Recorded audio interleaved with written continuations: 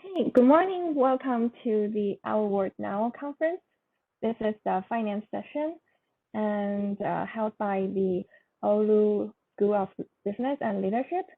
Today, we are very excited to have three alumni with us as panelists. They are Eric, Diane, Giselle, and I'll be your meeting coordinator.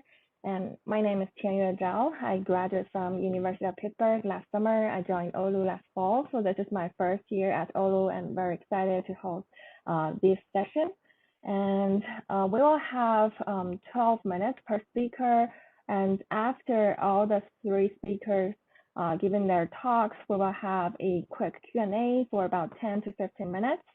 And if you want to ask a question, please either type in the chat box or raise your hand during the Q&A session. So I'll pick your name, then you can start unmute yourself. So this is how we're going to go with today's plan. So now let's welcome our first speaker, Eric. Eric graduated from Oulu with an MBA in management in 2019. He spent over 7 years in management at JP Morgan Chase, working various leadership roles across 4 departments. Eric currently works as a regional manager for Stryker Orthopedics, and his team of 20 plus is responsible for shipping, sales support, and billing for over 600 hospitals. And the floor is yours. Thank you, Dr. Zoe. Can you all hear me? Good. Okay, good. Just wanted to make sure I'm not on mute, which is I guess the number one phrase of the end of 2020 and going into 2021. I suppose it's going to be similar. So thank you so much for the introduction. Thank you for having me today. Today, I wanted to talk with you guys about our new normal, people, finance, and COVID-19. Go to the next slide. One of my favorite quotes leading into this, into the COVID-19 world that we live in is change is the only constant in life. One ability to adapt to those changes will determine your success in life.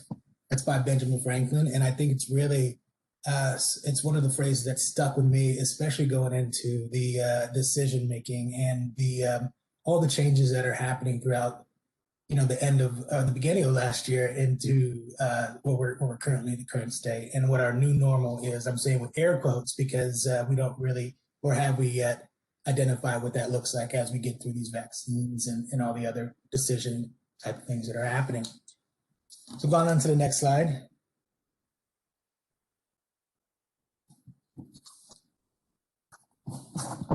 So I wanted to start with the story. So I know everyone in this meeting, everybody here has their own, COVID-19 story, whether it be, hopefully not, but getting sick with COVID-19, or in my case, this story has a happy ending. It might start not so happy, but it ends up really well for me and for my family. You might hear that happy ending in the back during this presentation because he's going to turn 11 months.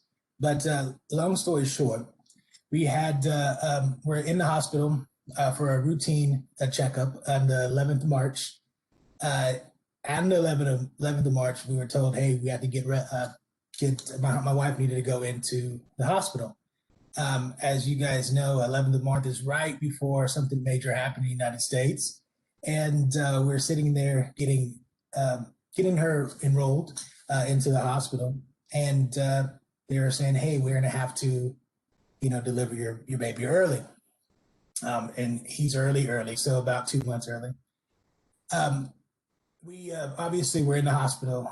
As we were, there's a couple of funny things that happened there because we're in the 12th. My wife is not a fan of anything scary. So when they decided that we need to give birth, it was Friday the 13th, which happens to be the same day that they shut everything down throughout the United States and started pulling back, obviously, the social distancing and allowing people to not go out and go into businesses. And at that particular point, there was a couple of things in our mind, but the one in hers was, please don't let me have my baby on Friday the 13th. So sure enough, our son was born Friday the 13th. And not only did our world change, obviously bringing in a new life to the world, but also the world did. And the reason I bring this story up is because as we talk about finance and we talk about business decisions and we talk about, our new normal, it's all the core to all this is people. And so the people that run the business, the people that make the decision, the people who are trying to keep safe by making business decisions and financial decisions. And I think we have to take that in consideration when we're making our decisions, whether it be, trying to save money, trying to cut costs, trying to be safe, send people home from work, to ensure that we're safety's first. All those decisions are very important, and we have to take a survey or just kind of understand what it comes from. It's the people that we work with. So, all right, next slide. Diving into talking points today, we're going to talk about finance and business observations, people and staff challenges, and then also our new normal. And like I said, it's defining as we speak. Normal. We would probably be in person for this particular meeting, but not so much today. So you can go to the next slide.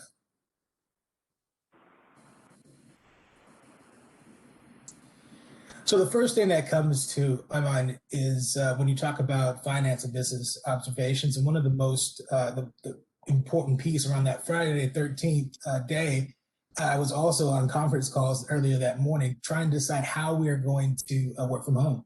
Do you have the capabilities? Do you have the resources to send people home? And in our particular case, in my particular role, we had a fairly new staff. So we had a lot of challenges that would come with not having that efficiency or the ability to go and reach over and ask questions. So there's a lot of concerns, obviously from a financial perspective, understanding, how much it's going to cost to send out these big monitors that we have on our desks, and how much is it going to cost for us to, we have stipends and certain things along those lines to help offset some of the expense from working from home. And so those decisions led into the one major decision as safety, right? So how are we keeping our people safe? Making that business decision and was one of the easier ones because we knew that safety came first. And but the harder part followed, which is how do we get the logistics of it situated? Outside of working from home, there's also the complications of face-to-face meeting. I work in a very heavy sales-driven environment where we talk to surgeons on a regular basis. We talk to hospital buyers on a regular basis, and essentially court them and take them out to dinners and have meetings and understand and build deals. And that's very difficult over the phone. And if anybody works in a sales-driven environment, calling people is one of the harder ways to get a hold of somebody. So if you don't have that relationship already built, getting in front of somebody is complicated and has been driving, causing a lot of delays in some of our deal making and things along those lines. Have we adapted? Yes. Has everybody adapted? Yes. And I think we're starting to see, that trend of people working from home, people working remotely, and starting to see everything pick up back to normal, regardless of that face-to-face interaction. So these type of changes have adapted as the need arose to try to find ways and to solve these problems. One of the things I've observed across different industries is cutting and postponing of non-essential programs. I know one of the ones I heard my team, because I have a team that's involved in education, and one of the cuts that we had to make early in the COVID was due to financial reasons, was our tuition reimbursement. We picked back up 2021, but because of the expenses and the cost and keeping everybody whole, meaning having them have a job, and obviously while we go through these losses in one of our essential functions, which is joint replacement, because it's an elective surgery. So it was complicated to try to balance that type of keeping people engaged, happy, continuing to follow their education, which is a priority, but also keeping the business whole and keeping everybody with a job without, furloughing and having people sent home, or home, I should say, right? Because they're already home. building out new control teams. All these things we talk about safety when you get into the safety of people at work, because we do have to have an essential group at work that has to put together these products, these hips, these knees, ship things out, trauma screws, everything, all these kits that we put together to send to our hospitals. We have to have people in the hospital, in the warehouse to get this product out. And trauma is essential. We're always having, trauma is going to be happening every day, no matter what. Building out control teams to take care of safety, to make sure that everyone is being safe. Also building out control teams to handle the cleaning, making sure that we are cleaning and staying, in that certain safety zone. And then also just knowing when it's time for us to go back to work. And we have a whole group of control people who measure the safety in each individual region to identify when it's safe to go back, or when we're, going to pull that trigger essentially, and identify when we can make that move. And then the one that I think has hurt us the most is raw materials. When you think about creating product and getting product into stores, and you can talk about toilet paper, but at a certain point, there's a limitation of what you can do and what you can produce from a raw material, especially when you're being safe. You're limiting the amount of production that you can produce products in a certain amount of time with those safety restrictions there. And that's created a lot of back order and a lot of follow-up and a lot of issues that, quite frankly, were not, present pre-COVID. So, and if they were, limited and far few in between. All right, next slide, please. So something really close to me, and I've been in people leadership in various different roles, and talent, right? And when we talk about how to build a team, how to build an organization, it all starts with the people and keeping key talent. That is not easy whenever you're working remote. There's a lot of things that are more complicated when it comes to hiring, training, fellowship, celebrations of success, milestones, things that we take for granted from time to time, that, having a birthday cake for somebody's birthday, or something as easy as celebrating in a team meeting, saying, hey, congratulations. These impact your team's morale, which in turn, it makes it more complicated to keep talent. The average cost to keep or to rehire somebody from a 2020 survey is approximately $4,500, and that's not including the training ramp up. And especially in these industries such as my own, where there's a lot of ramp up from a learning curve. It takes you at least 6 months to barely understand what you're doing, and then to kind of master it, it takes about a year. So understanding those gaps and finding ways to aid that has been a challenge as well. And I'm sure everyone's having that key, the difficulties of keeping key talent, and especially with these people furloughing, I could imagine that there's a lot of key talent that's leaving and being picked up by other people, and that creates a gap if you want to come back and hire. All right, next slide.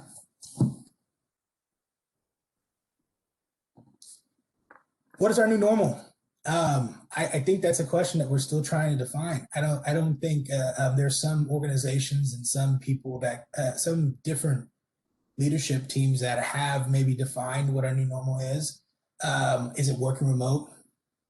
Is it even safe to start hiring or kind of backfilling some of the positions that were that voided because of maybe COVID, maybe family issues, things along those lines? When is it safe to start spending? I know in our industry, spending, cohorting, and bringing in sales teams or salespeople to build relationship with surgeons is very important. When is that going to open? When should we open it? And then identifying how everybody else is interacting and reacting, right? If we decide to go down a path because it's safe for us, it might not be the same for our customers, for the individuals we work with. So understanding what that looks like. And I don't think there's going to be a definition to this unless something major happens in the next 5-6 months. But this is going to continue to be a question, I think, and we have to adapt. And going back to that Benjamin Franklin quote, is change is the only constant. And so being okay and comfortable with not being okay has been my motto this year, because there's a consistent change element to it, and you have to keep everybody safe, stay core to your values, and make decisions based off the people, and because that's what's driving your company, your organization, and quite frankly, we all have to take care of our families as well. So that should be a core responsibility as we make decisions in the finance and business. I think I'm about up for time, unless I'm counting wrong. Dr. Seth. Are we doing questions at the end, or? Yes, I'll keep the question to the end. Thank you so much, Eric, for that great talk. Let me move on to the second speaker, Dana Smith. Dana graduated from Oulu MBA program in accounting in 2005. After graduation, she joined Robert Half, the world's first and largest specialized staffing firm, as a recruiting manager. She now holds the position as a regional vice president and oversees the recruiting and staffing operations throughout the Central Texas offices. Now the floor is yours. Thank you. Hi, everyone. Thanks for allowing me to join. I'm really excited to do something from an alumni standpoint. I ironically, last weekend, I don't know if anybody caught this or not, but my two alumni played basketball. And I don't know, it was not pretty, I think, for our Saints, but my Cougars did win. So it was one event that I got to see, and I think one of the first ones that we've ever played together. So it was interesting. I'm also very grateful that this is a not in-person meeting. It's very cold outside. And so I am appreciative of this format. So thank you again for having me. So I wanted to talk to you guys about just hiring trends and compensation trends, because what we do, for those of you who don't know Robert Half, we are a specialized staffing firm.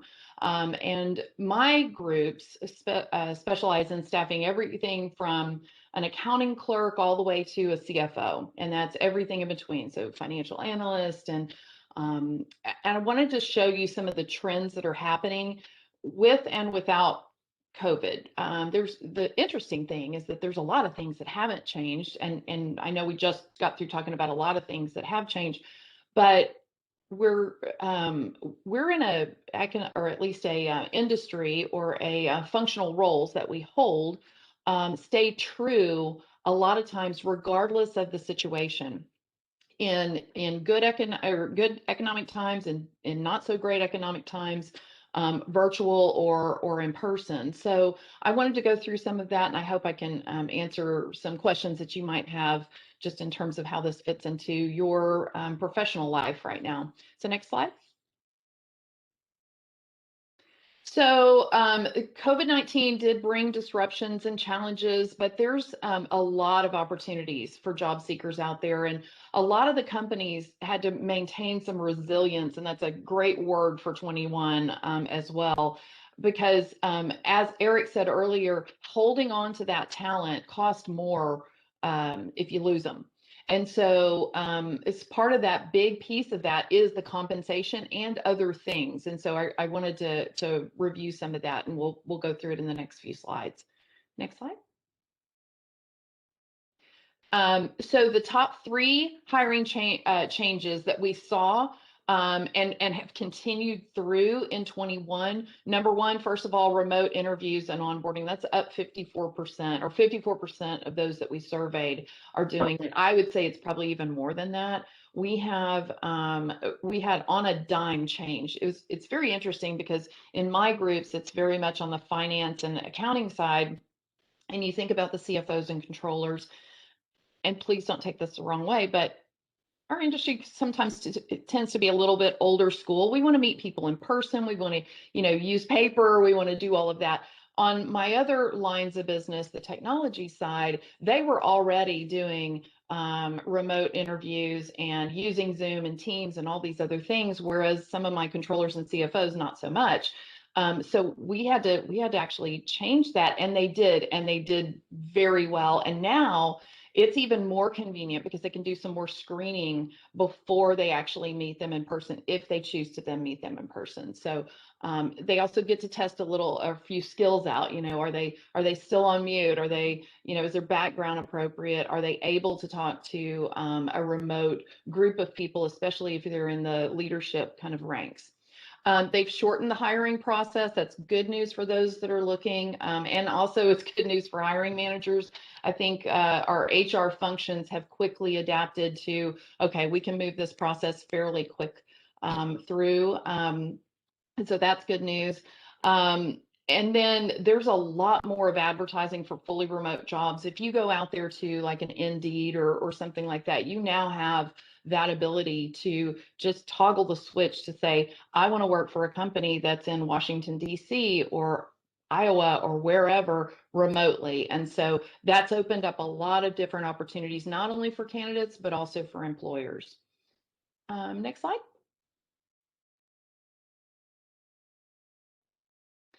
So just as Eric said, as employers, my clients worry about keeping people, and they're like more than eight out of 10 end up being concerned about retaining their employees. And again, in a remote/virtual world, it becomes challenging. You think about the things that, like Eric said, being able to celebrate things. My teams, as an example, got very tired of the oh, let's do I think it was fun at first, let's do a virtual happy hour to get together or whatever. And now they're like, no, that's just an extra hour of, I don't want to do that. I'd like to see somebody in person for once. I have a split team between Austin and San Antonio. My San Antonio team gets to come back on a hybrid schedule. Austin is not back yet. And so my hybrid teams get to enjoy some of that interaction that they missed before. That leads to the low employee morale. They get burnt out. Quite frankly, they're not driving in an hour or, a day or even more. And so they work. And so employers have to recognize that, if they're logging in at 7 and logging off at 6, it's a much longer schedule than what they used to do. And you're not even asking them to do it. They just do it because they're here or home, right? We've seen some reduced compensation levels, although I wouldn't agree necessarily with this point, specifically for the San Antonio area or in Austin. Texas has been very resilient in maintaining those compensation levels, so we can look into that. Okay, next slide. So employers or employees, workers are definitely rethinking the priorities. So if you think even about yourself, what is important to you? I think everything is refocused us in a good way in areas that our personal and professional lives used to mesh. 74% want to work remotely more frequently. 60% are more motivated to be employed by an organization that values their staff during these times. And that leads into not only from a health and wellness perspective, but just from a balance perspective. I mean, as an example, I've got several families that are trying to do virtual school and all of these things with kiddos, especially during the summertime, very difficult because they're not entertained, they're not, pulled into those things. It was nothing any day of the week for me to host a meeting and all of a sudden, Johnny pop up right in the screen. We've all seen the jokes, but it's something that's challenging. And so those employers that value that are tending to retain that staff, and just understanding it. And 33% want to pursue more meaningful and fulfilling position. That's not surprising at all. Giving back into communities and making sure, because we're not able to do as much maybe in-person volunteer work. So maybe finding that profession that kind of balances both. I think I'm really lucky in that my job is exciting because we get to see those trends on the the business side, but we also get to help people find jobs. And there's a lot of reward in that. Okay, next slide. So financial expertise is highly valued during these times. So that's one thing that has not changed. If anything, it's escalated it. I think, you start thinking through, and there'll be another slide on this a little bit about just some of the things that have come through with these relief packages and even the vaccines. There's a lot of compliance that goes along with that. There's a lot of reporting that goes with that on the financial side. The PPP loans, both we call it 1.0 and 2.0, for these small to mid-sized businesses, those relief packages all have to be handled differently. And there's all kinds of things that go with that. There's not only the reporting out, but the forecasting with that, the auditing of that, the compliance with that. So it really has done a really good job for us in terms of making sure that those functional roles are in high demand. They certainly are now. Next slide. So I wanted to give you some of the kind of corporate industries and accounting, specifically like where we see big demand, if you will. Construction, still very hot industry in terms of that hasn't necessarily dried up through this. There's still big, huge projects that are going on. Government, of course, I just talked about the PPP loans and all of that. We do a lot of work with a governmental agency related to unemployment claims in the Austin office. So those things don't go away. Manufacturing is still strong. Nonprofits, as we talked about, and of course, trucking, shipping, and logistics. I'm sure any moment now, my Amazon delivery guy will be here with something that I've ordered. So that shouldn't be a surprise to anybody as well. Next slide. So from a financial services perspective, we're seeing huge demands in particularly mortgage, refinance, banking, lending. That's where those PPP loans come through. Strong demands for both accounting and financial professionals. Again, nothing shocking here. Next slide. Public accounting. If I could give any advice to accounting students specifically, go into public accounting and call me before you do it so I can place you with someone. There is a huge demand for public accounting right now, both on the tax and the audit side, and then all those little other things that these accounting firms are doing. They need those skills are very much in demand. More importantly, in that sector, growing up in it for a few years and then moving on into what we call industry from public accounting puts you above and beyond a lot of different applicants when it comes to that. So from a career perspective, if you're in the accounting programs, certainly we'd love to find you something in industry, but it is a launch pad into higher salaries, all of that. Now, public accounting has its drawbacks too. There are busy seasons, there's a lot of deadlines, and you really have to want to do it. For me, I never wanted to. I didn't want to do tax. I was going to sit for my CPA, qualified for it, and decided, no, I don't think I want to do that. So anyway, there's a balance there. Talk to me first. Next slide. So the skills that they're looking for specifically, this is the technical skills that they're looking for, and this hasn't changed a lot. This is the same technical skills that pre-pandemic we were seeing. So things like cloud-based payroll and HR information systems, data analytics, that's huge right now. Electronic health records, ERP systems, anything with a conversion, if you're doing a conversion or upgrade or moving things over or even sourcing for them, those are huge skills. Excel always. QuickBooks, we've talked about that. And then financial modeling and forecasting and really having some good background in that. The next slide talks about these softer skills. So the softer skills are really the things that did change during this pandemic. And a lot of it has to do with the fact that now we're remote. So are you able to convey your ideas? Can you make sure that you work independently?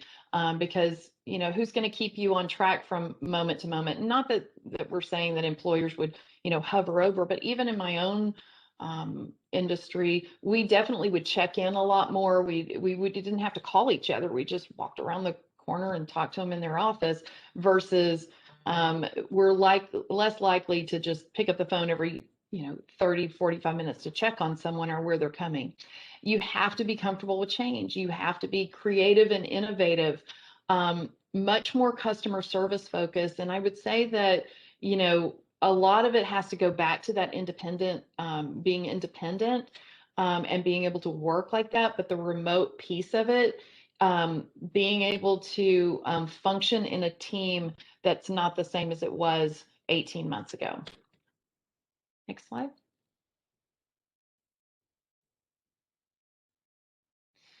So these are the functional roles that are in demand right now. Accounting managers, accounts receivable, payable, controller, financial analyst, very much in demand. Internal auditors, loan administrators. We have so many jobs right now related to that. Payroll managers, staff and senior accountant. And if you look at that particular list, you know that the things that are driving that is all of those sectors that were not as heavily affected still have to maintain these functional roles or these pieces of their business just to move forward. So roles in healthcare, that should not be surprising at all. Medical billers and medical processors and anything healthcare related to finances is in high demand right now. Next slide. So this was a survey that we did and just what we were seeing in terms of employees, what they preferred. It goes everywhere from a completely flex time, non-traditional 8-hour day, all the way through to what we're calling windowed work, which you'll see more of, but this is more for those families that have children that have, kiddos in school and stuff, and you have windows of work. So I thought interesting stats there, but anywhere between 45 and 16% just on how you prefer to manage your day. So employers are really looking at these things. Next slide. One piece of advice: be resilient. If you need a word for 2021, it's resilient. So disruption is going to be difficult, and I love this, but resilient professionals who can adapt to change will always be in demand, and that's absolutely the truth. No matter what you are specifically doing in your profession, you have to be able to adapt and problem solve and move through it and stick with it, and you'll be great. So I think that's the end of my presentation. Maybe last slide. Let's see, make sure. Yep, that's it. So if you need anything, there's a lot of information on our website, roberthalf.com, salary guides and all kinds of things. So thank you again for having me. I enjoy doing this so much and appreciate your attention. Okay, thank you, Dana. And now we have our third speaker, Dr. Gisela Figueroa. She earned her PhD in leadership from Oulu in 2013.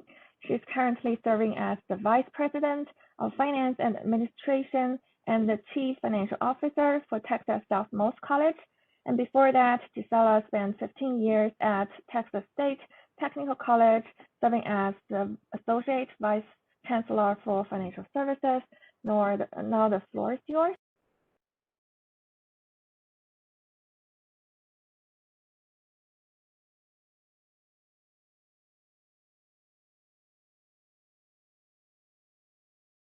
Can you hear me? Yeah, I can hear you. Hi, good morning. I will be focusing today my talk and my comments on how the disruption of COVID has affected our world now. As Mr. Liberty mentioned in his talk, we all have our own COVID story. And although with differences in industry, here, even our college, a lot of what he spoke to, we have a lot of similarities. We faced a lot of challenges as we began last year, and including staffing challenges that Ms. Smith was mentioning, especially for competing professionals from instructors in healthcare fields where they're in high demand. So the challenge is not just as administrator, but challenges in how did we service our students. Our landscape as we knew it changed completely. We had new opportunities and risks that we had to tackle as they came along, and trying to keep the business as usual, not disrupt the students, still provide the services, and take care of our faculty and staff at the same time. Next slide. The educational disruption started with major challenges, business continuity. A little over a year ago, we never thought that a virus will come through. And although we might have seen a distance before the spring of 2020 began this uncertain talks as we face almost spring break, coming into a spring break, in the semester with meeting and how we were going to meet those expectations. On honesty, prior to COVID-19, we were already working in higher ed with change and challenges to do different delivery methods, especially for the new generations and the expectations of those. But we never imagined that we had to develop, implement, and deliver those new ways of doing business, that our needs were going to just increment dramatically so fast. So we had, started thinking talks and some preparation, but never to be able to deliver everything, from one day to the next, including, how to act and react, not just for our students, but also for our faculty and staff, and be able to keep maintaining the level of service that we needed to provide the education to our students. Next slide.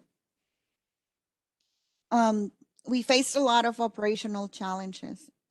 Application and the had to migrate all of our face-to-face models of education to an online delivery and support that delivery remotely, given that the pace in, pre-pandemic, it was no short of extraordinary. Having to take online activities that had failed to deliver significant transition in years, to do it in just days. Faculty and staff, even vendors, tried to partner to allow us to do that instruction continuity that was needed in some of those classes, and have an analysis of what and how we can do that through all the different mobile services that we're needing, at times even buying a lot of software that allow for simulations in the classroom. The risk that came to it, you have to go and thinking about how do we do all this in a secure manner and having the proper infrastructure into the classroom. We faced, next slide, a shifting landscape.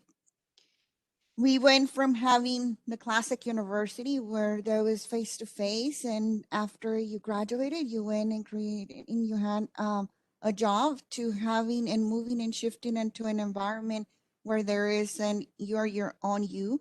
You have to motivate yourself to continue that learning and to take advantage of the different delivery methods for that instructor. The need to improve the quality of our teaching models was challenging for both faculty and students alike.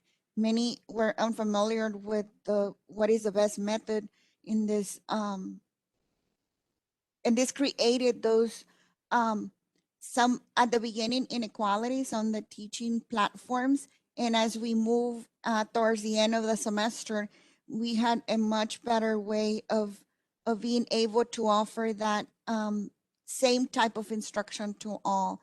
It did take a few weeks and months just to get into a new rhythm and ensure that everybody was having that their classes and their all of their needs fulfilled in the classroom. Next slide.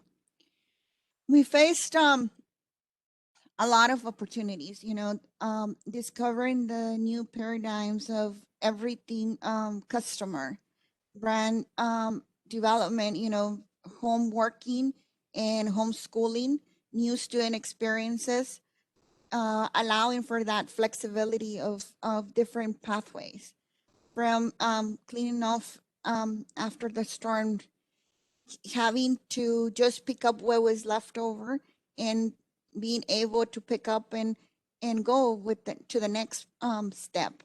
Those opportunities including partnerships, competitive advantage with other, managing through all the chaos, getting ready to have that delivery of instruction overall in what we did and not. And at the same time, always when you do a SWOT analysis, your opportunities and your risks are the same, right? Every opportunity has a risk embedded in it. And discovering each of those new ways of turning those opportunities while managing the risks to be able to offer what was needed during this time of chaos. We're still struggling with the, do we come full time into a campus?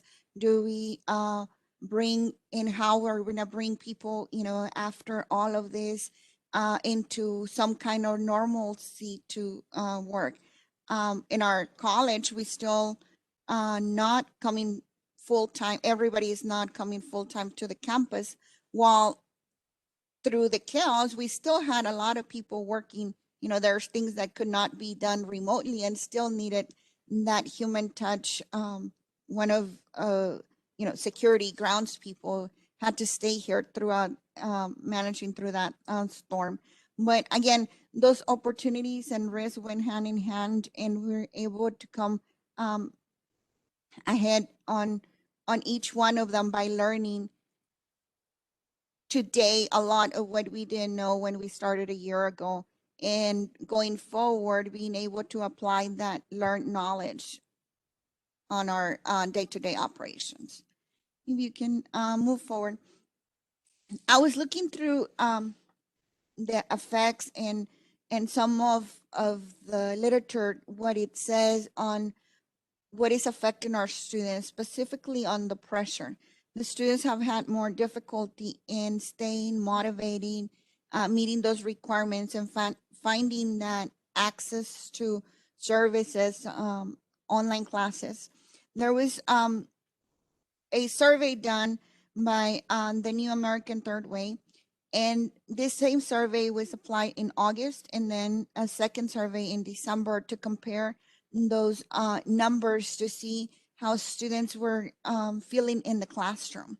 From getting proper instructional from instructors or professors, 34% in August felt they had gotten that proper instruction.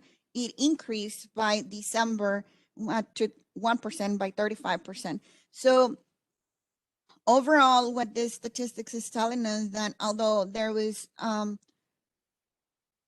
some challenges at the beginning of this, as we come along, we've learned of each other, and each of these different areas have improved with the time in that motivation of the student, from having access to a quiet place to staying motivated, having access to the services, which one of them is high-speed internet connection, and competing, with all the different requirements that brings.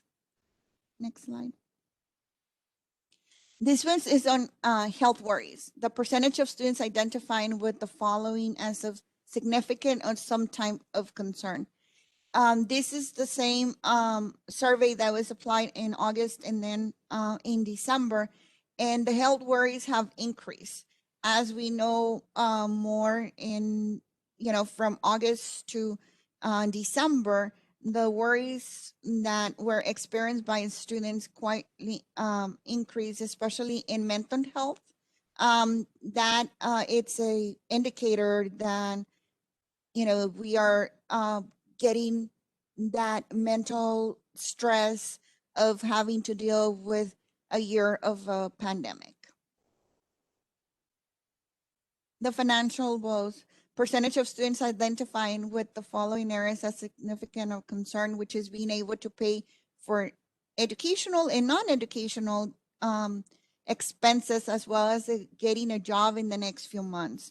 Being able to pay bills, it's high, but it remained constant from August to December in the 80 percentile. Then being able to pay your tuition, that it's grown as the time passes, as well as getting a job in the next few months, given the differences and requirements. Job market stress. Again, this is the same survey that was administered August and December. And as you can tell, it's decreased a little on the getting the job that fits my degree and getting some type of job once I graduate, but on getting less valuable because I was offered online schooling versus face-to-face, that worry has increased from August to December. What's coming up with the new administration? A few things that we saw, whether we are a fan or not of our new president, and changes that have occurred, is that there's a new philosophy. As the first day in office, there was quite a bit of executive orders that went through the desk, and the ones that affected higher education specifically had to do with Title IX. So some things that during the prior administration had been suspended, we will probably be seeing some changes on that as well. One of the other things that we've seen is that the student loan relief has been extended. So one of the other things we've been seeing is who's being appointed to those key positions, especially on the Department of Education and the loan relief programs. There's advocates that are looking forward for the students' well-being, especially on those that have loans. One other thing that we've seen is that those new advocates are now guiding colleges and universities in general in how they make the decisions. At the beginning of this pandemic, every college and university had to do what they thought was best for their students with not much guidance. And with this new Biden-Harris administration, we've seen that maybe there'll be a little bit more guidance in articulating how we move forward. Student admissions is something that we might see a change as well. Now that some of those travel restriction bans have been lifted, that we will see again some of the international students that we might have lost in the due to the travel restrictions of COVID-19.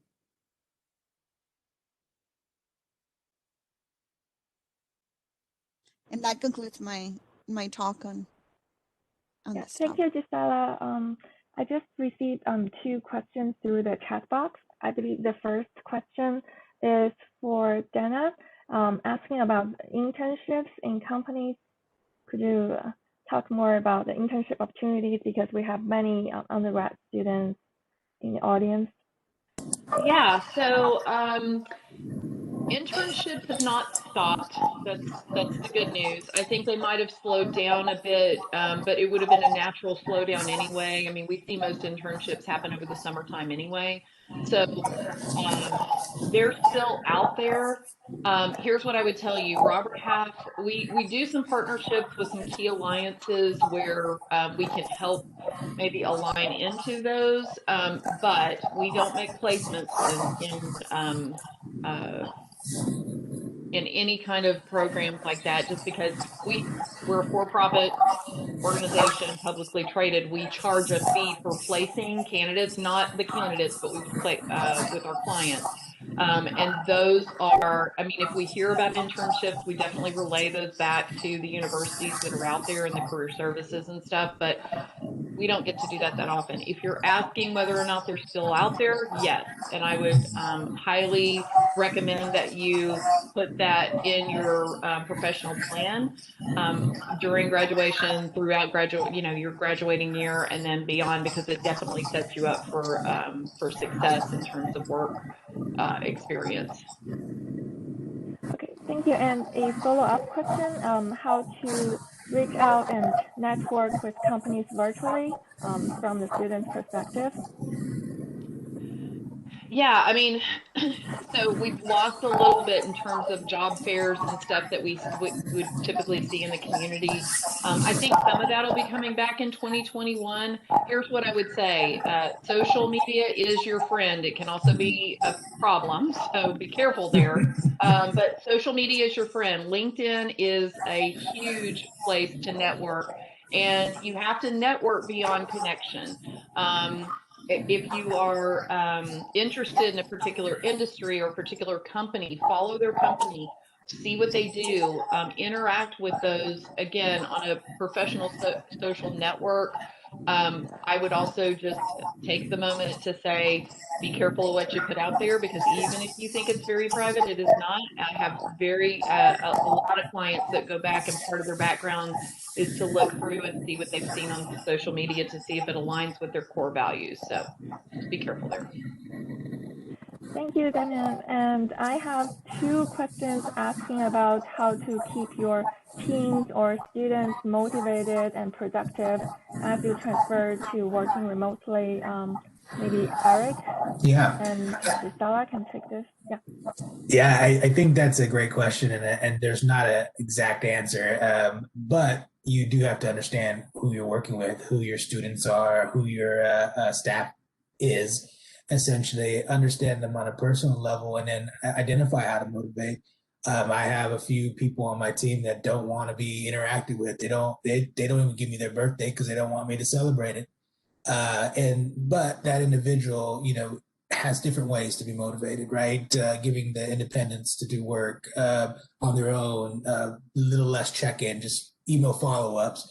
So understanding your people, but then also giving the option for those type of things. So just because a few people don't like it, giving those options and allowing, back to one of the points earlier was those virtual happy hours that started off really strong, and then now it's trickling in. We're finding ways to engage virtual team building. I don't make it a happy hour. I kind of make it a 30-minute mandatory break session where we kind of have, some time to relax, ask questions, just nothing that has to do with work, but just wind down. And I kind of push it because back to one of the points earlier is people are working a lot more. I'm on right now, and I see 3 of my employees that are trying to close things up right now for the, we have monthly deadlines, and I see them working as we speak. So they're working because they're home, and they don't want to do it on Monday where it's super busy. So finding ways to engage, it sounds counterintuitive, but forcing that time to break, like having them put that stop time in their day. I think that's been where I've been most successful in building, kind of balancing it. Thank you, Eric. Gisela, would you want to add something to this topic?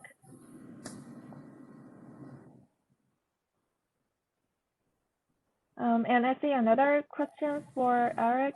What was the most challenging part of working at home for you, and how did you overcome it? It sounds kind of minor, but we had a really nice setup in my office where I had 2 major big screens, and there's a lot of moving pieces in my role, so I need those screens. And then I also have a laptop right in front of me. So getting it set up, you think that you get used to the little things, like having those 2 big screens, moving your Excel to one while you copy and paste from another one, or pulling reports from that. So it sounds kind of strange, but getting set up in your home office and getting comfortable so that you can, build those new skills. I mean, again, you essentially have to learn again how you do your job, and the little things you take for granted like that. So. Okay, thank you. I have one last question because we're a bit out of time for Dana. How have you helped your team avoid burnout what is your strategy to keep team morale and creativity up as the day-to-day working becomes more repetitive? Yeah, keeping morale up. That one's a tough one. I think that we have to always, this is going to sound so cliche, but reinvent how we do things. Everything doesn't have to be a meeting. We've all seen that on, the little videos, like this could have been done in an email. Keeping my leadership team engaged in that, related to that, maybe more one-on-one time versus a big meeting for everything that needs to roll out. We've done the virtual happy hours. We've done some fun things online related to, escape rooms and stuff like that. We've had game night and those kind of things. You just always have to reinvent. And I think in this virtual world or remote world, you have to constantly be thinking of something new. Also, just disconnecting. It's very easy for me to walk, 6 foot that way and go change the laundry and stuff. So everybody's just, you're in your home and it's hard to disconnect from work sometimes. And so I make a point to make sure they close their door, get away, go fold the laundry. It's fine. Thank you. I believe we are out of time. We have another keynote speaker in 5 minutes, so I'll conclude our session. Thank you for the three speakers for the great presentation, and thank you for everyone who joined us today. And hopefully we'll see you next year when we hold the same conference again. And that'll be the end of our finance session. Thank you guys for joining me. Thank you guys. Good luck. Thank you so much. Thank you. Bye-bye.